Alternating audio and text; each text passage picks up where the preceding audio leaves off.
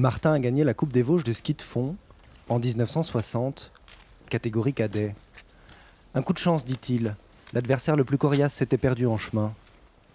Martin, ancien pasteur, à la fois écrivain, journaliste et historien local, arpente aujourd'hui encore les Vosges alsaciennes.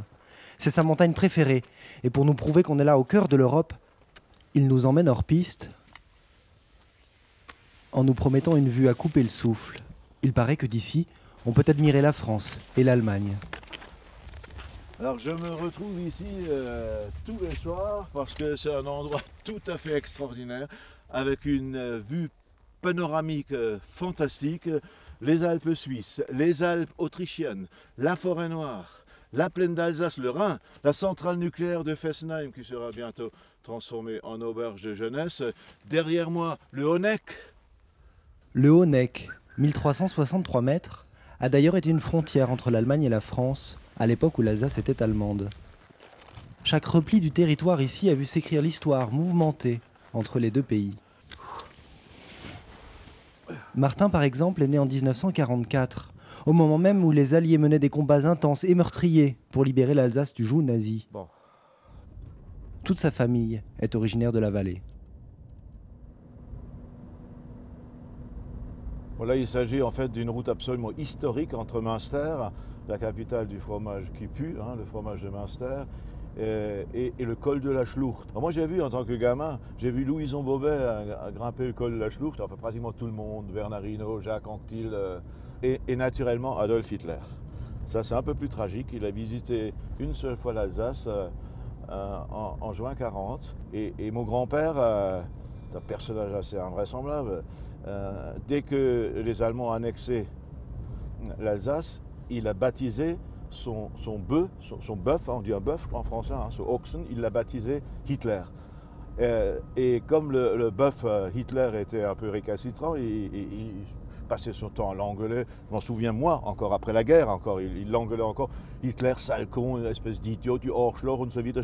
Bon, la Gestapo a eu vent de cela et puis il a réussi à les convaincre qu'il avait baptisé son bœuf Hitler par amour pour Hitler, ce qui n'était naturellement pas vrai. Bref, mon grand-père, Ernest, est vraiment la seule personne au monde qui a réussi à traiter Hitler de con pendant 5 ans sans se retrouver à Auschwitz.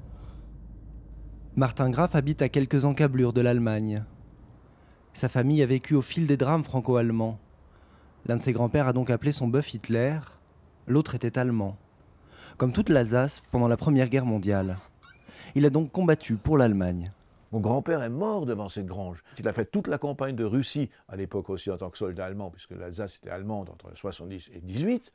Il revient, il n'était même pas blessé, et il démine le pré devant la grange, il explose sur une bombe, alors que ma mère était encore dans le ventre de sa mère. Ma mère n'était même pas née. Et puis, incroyable, il y a l'histoire de son père. Bonne question. Alors, je vais vous répondre avec 2 photos. Son père a fait la Deuxième Guerre mondiale pour les 2 pays. Voilà 2 photos de mon père, Martin Graf. Il s'appelait également Martin Graf. Donc, à votre gauche, il y a le Martin Graf français, en uniforme français, et il a combattu les Allemands en 39-40. Et à votre droite, il y a le Martin Graf allemand, soldat allemand. Il a combattu donc les Russes, puisqu'il était sur le front russe à partir de 1944, dans l'uniforme de la Wehrmacht. Alors vous allez me dire, est-ce qu'il a changé d'opinion ?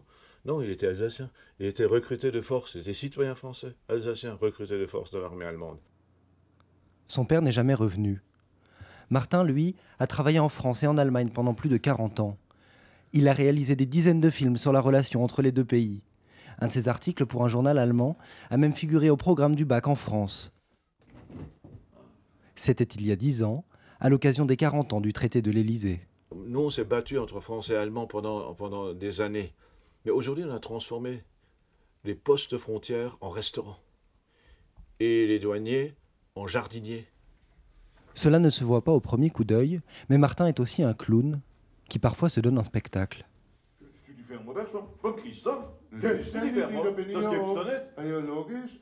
Ce soir-là, avec quelques jours d'avance, fête pour les 50 ans du traité de l'Élysée. Sketch avec un acolyte allemand. Celui des agences de notation, le A. Ah, celui des agences. Oui, vous en avez 3, vous pouvez bien nous enfiler un, non? Oui, chez nous on dit que celui qui en a 3 enfile un à celui qui en a 2, comme ça tout le monde en a 3. Gibt dem, der plus 2 hat, 1 ab, damit der auch 3 hat. Ja. Nous sommes dans le canton de Waldkirch, dans le sud-ouest de l'Allemagne. L'Alsace n'est qu'à une dizaine de kilomètres d'ici.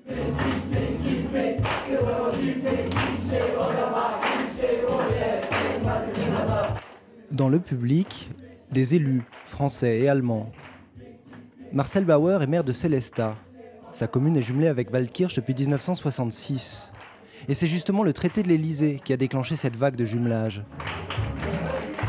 Nous plaçons en effet modestement nos pas dans ceux de 2 grands hommes d'État, Konrad Adenauer et Charles de Gaulle. La relation franco-allemande. Des mots encore répétés ce soir-là. De réconciliation. Merci à vous tous et vive l'amitié franco-allemande. Français et Allemands, des voisins réconciliés, mais qui parfois s'ignorent encore. Alors, le problème, c'est que d'un côté, on est amis, mais sans vraiment se connaître. Moi, je rêve d'un président de la République ou d'une présidente, je ne sais pas, qui a passé 6 semaines de vacances en Bavière, ou l'inverse aussi. Nous allons vous montrer à quoi cette relation correspond concrètement au quotidien avec Hildegarde. Cette jeunesse, après 60 ans, n'est pas coupable. Avec Emmanuel. On peut faire fonctionner un tel environnement avec quasiment pas de personnel. Avec Denise. Le grand-père, il n'aimait pas trop les Allemands. Avec Martine. Moi, je suis une ancienne viticultrice, je préfère le vin que la bière. Vous allez découvrir une vie de voisins.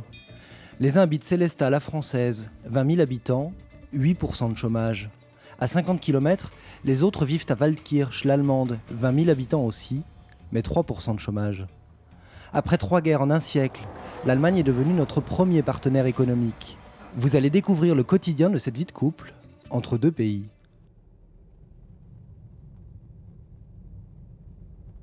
Martine, chaque matin, traverse une frontière pour aller travailler. Comme 30 000 Alsaciens, son emploi se trouve en Allemagne. Ancienne viticultrice, elle a changé de métier après son divorce. Elle fait l'aller-retour Sélestat-Allemagne tous les jours depuis bientôt 15 ans. Donc là, on arrive à la frontière. À l'époque, il y avait une halte ici, douane, où ils contrôlaient toutes les voitures, quoi. Juste ici, sur le parking, là ? Sur le parking, il y avait un petit passage avec un petit pont. Mais dans l'autre sens, il y avait un petit passage et puis l'arrêt de douane était bien ici. Toutes les voitures, pratiquement, se faisaient contrôler. Et maintenant, la frontière, on la remarque presque plus ? Non, il n'y a vraiment plus rien. Pas de ce côté, hein. Ils ont refait une nouvelle route. La petite maison de la douane est un peu plus loin à droite. Pour vous, c'est naturel d'aller travailler en Allemagne ? Étant frontalière et parlant le dialecte, pour moi c'était une opportunité, quoi. Donc c'est vrai, l'Allemagne, Sélestat comme dit, est à 40 km. Et travailler à Europa Park, c'est avec grand plaisir de travailler dans une ambiance féerique et magnifique. Parce qu'on a des très bons collègues. L'Allemagne et puis la France, il y a un super échange, quoi. Martine travaille dans ce royaume pour enfants qui sort de la brume. Europa Park, le Disneyland allemand. 2e parc d'attractions d'Europe, 4,5 millions de visiteurs par an, dont un quart de Français qui viennent ici s'amuser. Alors que d'autres Français viennent pour y travailler. Ah, oui, je te dis Natacha. Ok. So, jetzt muss man zählen, gell? Ja. La langue de travail, c'est l'allemand. Ici, uniquement l'allemand, hein. À moins qu'il y ait des clients français, il n'y a pas de souci. On parle tout de suite en français, mais il faut parler l'allemand, hein. Martine tient une des boutiques du parc. Elle ne gagne pas plus qu'en France. Là, séparat und das séparat. Jetzt machen wir es zusammen. Disons qu'on a beaucoup de travail, on a beaucoup d'heures, mais bien payé, on est payé normal, quoi. On a du travail, c'est déjà bien, quoi. Les responsables du parc ont donc, d'une certaine manière, mis leur manège au service de la réconciliation entre les 2 pays. Europa Park a été créé 30 ans après la fin de la guerre. C'est Franz Mack, le fondateur du groupe. Il est mort l'année dernière. C'était un modèle pour tous dans l'entreprise. C'était un promoteur énergique de l'amitié franco-allemande. Quand on pense à cette génération qui a fait la guerre mais qui s'est réconciliée, c'est quelque chose de particulier quand même.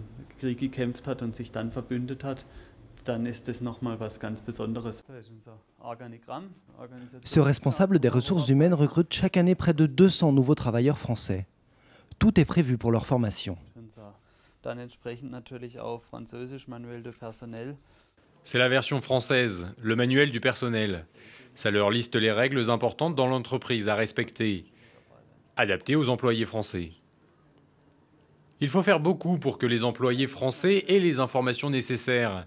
Elles sont toutes dans ce livre pour qu'ils se sentent bien dans l'entreprise. C'est important en ce moment.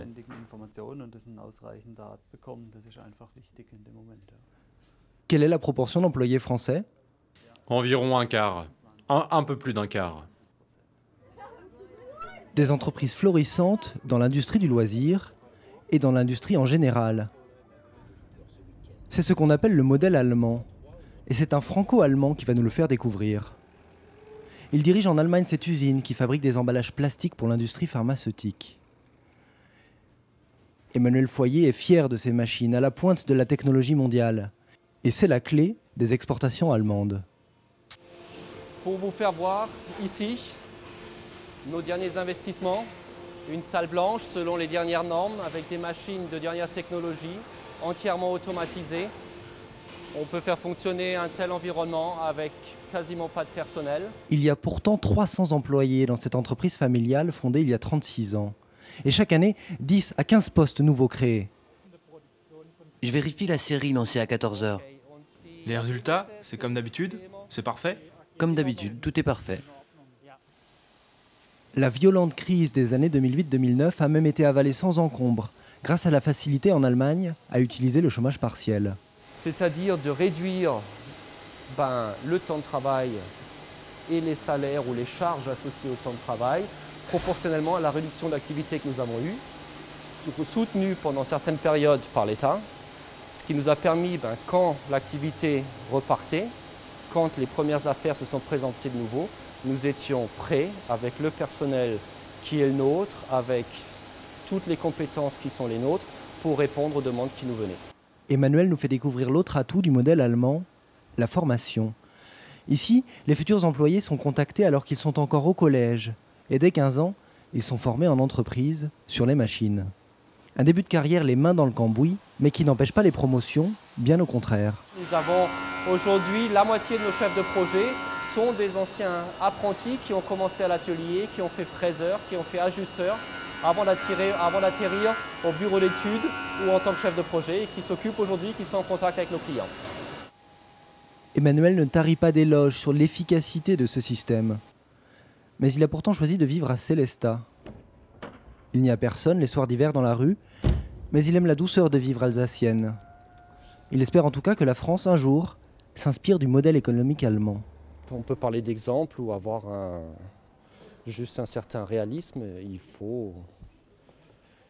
faut s'adapter à la donne économique et ça veut dire passer par de la flexibilité. Les Français complexés et jaloux de l'économie de leurs voisins, même les élus ne s'en cachent pas. Ce soir à Sélestat, malgré les apparences, la cérémonie des vœux s'annonce un peu triste. Marcel Bauer, le maire, a réuni plus de 1000 invités.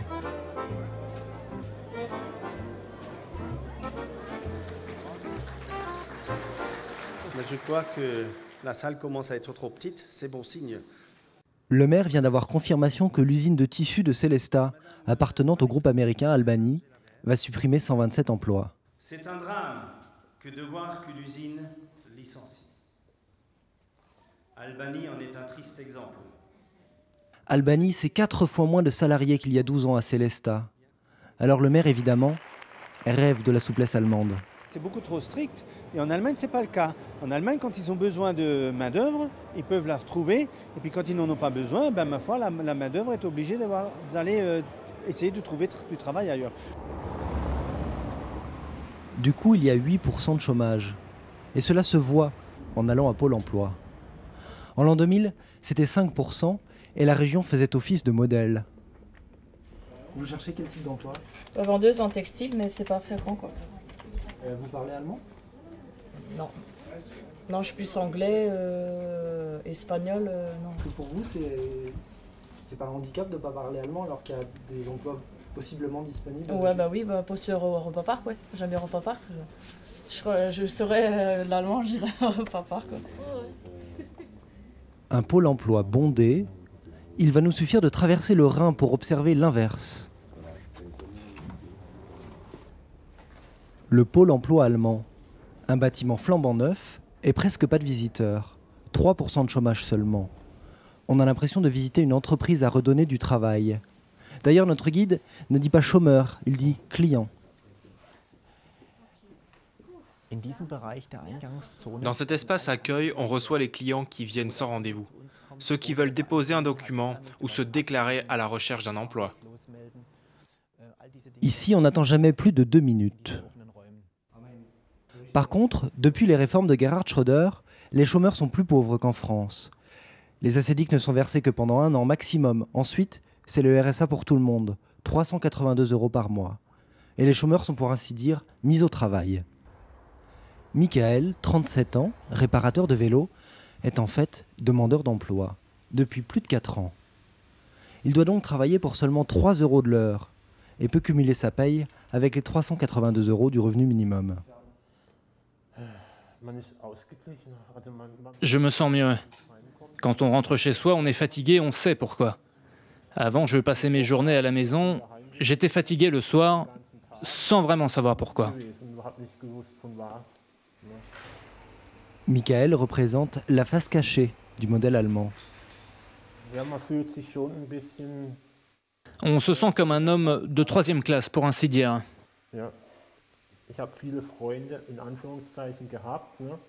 Pour ce qui est des amis notamment, j'ai eu beaucoup d'amis. Et je dis amis avec des guillemets, parce qu'on apprend pendant ces moments ce que sont véritablement des amis. Quand on ne travaille plus, quand on perd son travail, on sait qui sont les vrais amis. Les autres disent « il ne veut plus travailler, il est fainéant ». Et c'est souvent la raison qu'on donne ici en Allemagne. Si on est au chômage, c'est qu'on est fainéant et qu'on ne veut pas travailler. Dans la pièce d'à côté, toujours pour 3 € de l'heure, ces autres chômeurs plient des boîtes en carton. Pour Louisa, la responsable du centre, ce serait donc le prix à payer pour la réussite. Elle parle comme si elle voulait alerter les Français trop admiratifs. Si on veut réussir à tout prix économiquement, il faut faire comme les Allemands, très bien. Mais si on veut créer un pays démocratique et qui donne autant de chances à chacun de ses citoyens, n'importe de quel milieu social, dans quel milieu social ils sont nés, là, il faut quand même hésiter un peu avant de faire ces décisions-là. L'autre surprise du modèle allemand, c'est la place de la femme. Les femmes, quand elles ont un enfant, n'ont presque pas le droit de travailler, c'est culturel. La femme doit rester à la maison les 3 premières années. Si elle reprend le travail, et c'est un terme qu'on entend encore ici, on parle de mère corbeau. Isabella a 32 ans, son fils bientôt 2.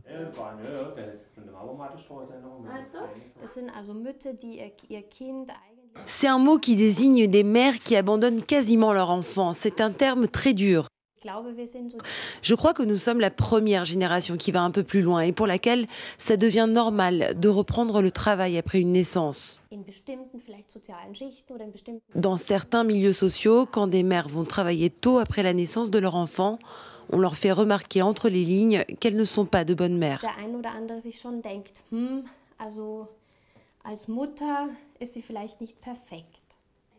C'est pour ça que les Allemandes font aussi peu d'enfants. 1,4 par femme, la population est en baisse. Isabella a négocié un emploi à mi-temps qui lui permet de travailler et de gagner de l'argent sans passer pour une abandonneuse d'enfants. Du coup, à chaque fois qu'elle va en France, Isabella envie la liberté des Françaises qui travaillent. Par contre, cela revient toujours sur le tapis. Elle regrette que 70 ans après, l'image des Allemands soit toujours liée au nazisme. Il y a toujours ce rapport à l'histoire. En tant que jeune personne, alors que je n'ai directement rien à voir avec l'histoire et la guerre, je suis confrontée à ça avec des personnes un peu plus âgées qui assez rapidement font appel à ce genre de références sur le passé guerrier de l'Allemagne et qui ont des remarques massivement négatives. Da in diesen Kontext stecken und unter Umständen auch sehr massiv négativ angehen. Qu'y a-t-il de bancal dans la relation franco-allemande? Est-ce le passé qui ne passe pas? Seulement 24% des Français ont de la sympathie pour l'Allemagne, alors que 67% des Allemands, les 2/3, ont de la sympathie pour nous. Ils nous aiment plus que nous ne les aimons. Hildegarde veut que ça change, que les voisins se connaissent mieux. Ça, là-haut, c'est la Kastelburg, le château fort, d'autrefois. Cette professeure a organisé de nombreux voyages scolaires quand elle enseignait dans ce lycée de Waldkirch. Ils portent le nom de Hans et Sophie Scholl, de jeunes Allemands qui ont résisté au nazisme. Pour Hildegarde, la barbarie indélébile ne doit plus paralyser son pays. Ça nous reste. C'est un tâche, si vous voulez, ça nous reste. Et on ne peut rien y faire. Nous l'avons fait, ou l'Allemagne a fait. Alors, si vous voulez, ça reste pour toujours. On se souvient, on fait se souvenir les autres, les jeunes. Mais cette jeunesse, après 60 ans, n'est pas coupable. Elle a fondé le cercle franco-allemand de Waldkirch-Sélestat pour ne jamais cesser de faire progresser le rapprochement entre les deux pays. C'était en 1974 qu'on a installé cette fontaine. Et c'est für Europa und für den Frieden, pour l'Europe et pour la paix. Heureusement, on se souvient assez souvent encore, et maintenant, bon, on a la date du 50e anniversaire du traité d'Élysée pour s'en souvenir, et c'est bien important de faire et de retenir ce qui a été fait en 1963. C'est unique, c'était unique. Il y avait deux adversaires, deux ennemis qui sont devenus petit à petit des amis.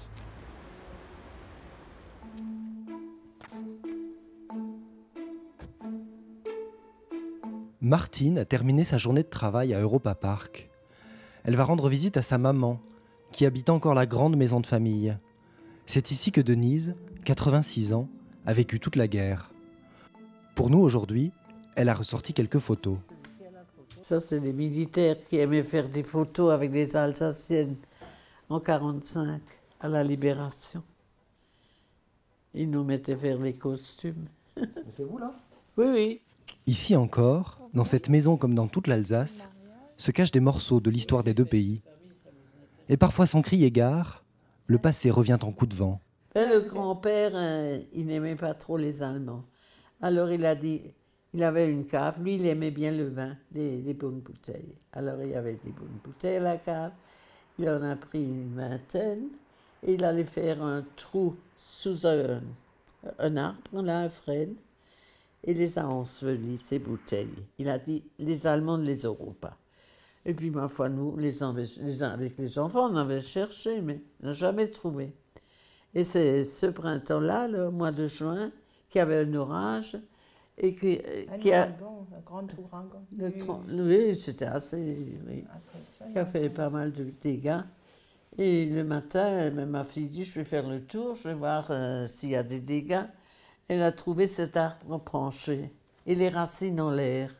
Il y avait des bouteilles accrochées aux racines. Sur la vingtaine de bouteilles retrouvées, seules 6 étaient encore pleines.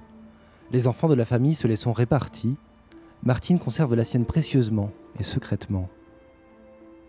En plus, je l'ai laissé dans les journaux exacts du jour. Et il est là, il est caché, comme un petit bébé. Avec la date, on a encore, il y a bien marqué Martine le 36-12, donc elle est à moi. Donc celle-ci, elle va rester dans les mémoires, on ne touche pas, c'est la vraie terre du jour. Du Bourgogne, maison Bouchard à Beaune, millésime 1928. Cette bouteille encore pleine a vu défiler l'histoire. C'est des mauvais souvenirs qu'il y a eu pendant la guerre, ça c'est sûr, mais après, l'échange pour nous, maintenant, la France, l'Allemagne, je pense quand même que ça doit être quand même pour nous, de toute façon pour nous les jeunes, c'est du passé, quoi. Martine n'a pas l'intention d'ouvrir sa bouteille pour les 50 ans du traité de l'Élysée. Elle préfère attendre encore, car il semble que, comme un bon vin, l'amitié franco-allemande s'améliore en vieillissant. Elle s'en va. C'est là que je tombe.